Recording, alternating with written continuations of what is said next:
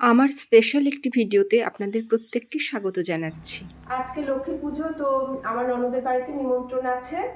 আমি আর সুবীর দুজন মিলে যাচ্ছি। আমাদের এবছর পুজো করতে নেই। আপনারা দেখেছেন যে দুর্গা পুজোর অঞ্জলিও দিইনি বা মাকে বরণ করতেও আমরা যাইনি, বিশেষ কারণের জন্য। পারিবারিক বিশেষ একটা আমাদের ট্র্যাজেডি ঘটে গেছে, সে কারণে। তো যাই হোক, এখন আমরা দুজন রেডি হয়ে বেরোচ্ছি। আর বাবানের শরীরটা ভালো নেই বলে ও বাড়িতেই থাকবে। তো চলুন গিয়ে কথা বলছি। যাবার পথে দোকান দেখে একটু দাঁড়ালাম। তো যেহেতু আজকে লক্ষ্মী পুজো, তেমন একটা মিষ্টি ছিল না, বেশ ফাঁকা ফাঁকা, তো ঠাকুরের জন্য খানিকটা মিষ্টি নিয়ে নিলাম। আমরা বেশ খানিকক্ষণ হলো পৌঁছেছি। তো এই যে এখানে পুজো হয়েছে। কখন হয়েছে পুজো? 2:02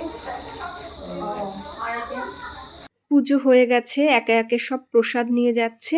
তো এখানে 5 রকম ভাজা রয়েছে, আর ওটা একটা সবজি, আর এদিকে খিচুড়ি ভোগ রয়েছে, লুচি, পায়েস, চাটনি, সমস্ত কিছুই আয়োজন হয়েছিল।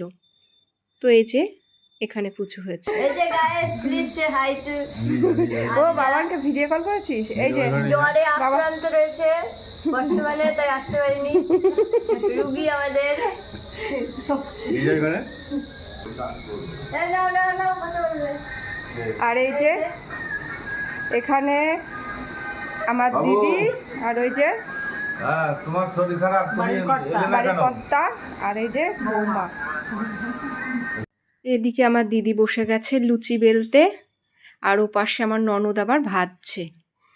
তো আর এদিকে আমার শাশুড়ি, সুবীর, আমাদের শ্রেষ্ঠা সবাই বসেছে, ওরা গল্প করছে। আর এই যে লুচি ভাজা চলছে, গরম গরম সব খেতে দেবে বলে সাথে সাথে ভেজে দিচ্ছে।